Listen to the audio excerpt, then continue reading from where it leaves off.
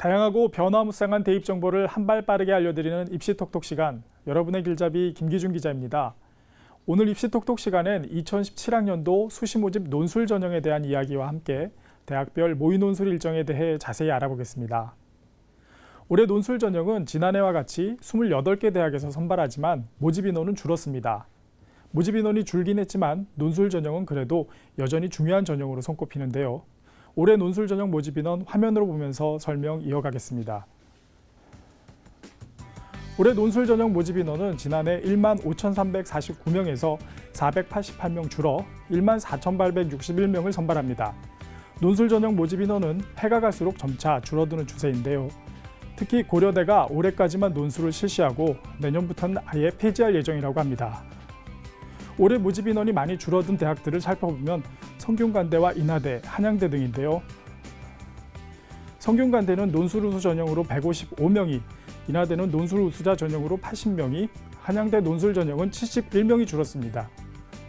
전체적으로 감소 추세이긴 하지만 서울 소재 상위권 대학의 경우 모집 인원의 20% 이상을 논술 전형으로 선발하기 때문에 이들 대학을 목표로 하는 수험생들에게는 포기할 수 없는 전형입니다. 논술 전형을 준비하는 수험생들이 놓쳐서는 안 될 것이 바로 대학별 모의 논술인데요. 모의 논술은 대학의 올해 논술 출제 경향을 파악하는 요긴한 정보이자 자신의 실력을 점검할 수 있어 아주 중요합니다. 올해의 경우 20개 대학이 모의 논술 실시를 예고했습니다. 이 가운데 13개 교가 이미 완료를 했고요. 경희대와 건국대, 동국대 등 7개 대학이 남아있는데요. 남아있는 대학별 모의 논술 일정을 화면으로 보면서 설명 이어가겠습니다. 먼저 건국대는 30일까지 온라인 모의 논술을 입학처 홈페이지를 통해 접수합니다. 온라인 논술인 만큼 응시인원에 제한은 없는데요. 채점은 따로 진행하지 않는 대신 매달 나오는 논술 가이드북을 제공할 계획입니다. 경희대는 7월 20일부터 24일까지 온라인 모의 논술을 진행하는데요. 인문 220명, 사회 220명, 자연 220명, 의학 40명, 모두 700명에게 선착순으로 채점을 제공하기 때문에 가급적 빨리 신청해야 합니다. 동국대는 지역별 현장 모의 논술로 진행되는데요. 현재 부산, 대구 지역만 신청 가능합니다. 숙명여대는 20일까지 온라인 모의 논술을 실시하는데요. 현장 모의 논술은 이미 마감된 상태입니다. 온라인 모의 논술은 별도 제한이 없지만 응시 가능 인원을 600명 내외로 제한할 예정입니다. 서강대는 7월 10일부터 3일간 온라인 모의 논술을 실시할 예정인데요. 지난해와 달리 올해는 인문사회 계열만 모의 논술을 실시할 예정입니다. 2015학년도부터 논술 전형에서의 수능 영향력은 많이 감소하고 있습니다.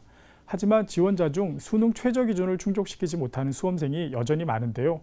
논술 전형에 있어 합격의 중요한 변수로 작용하는 수능 최저 기준이 2016학년도에 이어 2017학년도에는 더욱 완화됐습니다.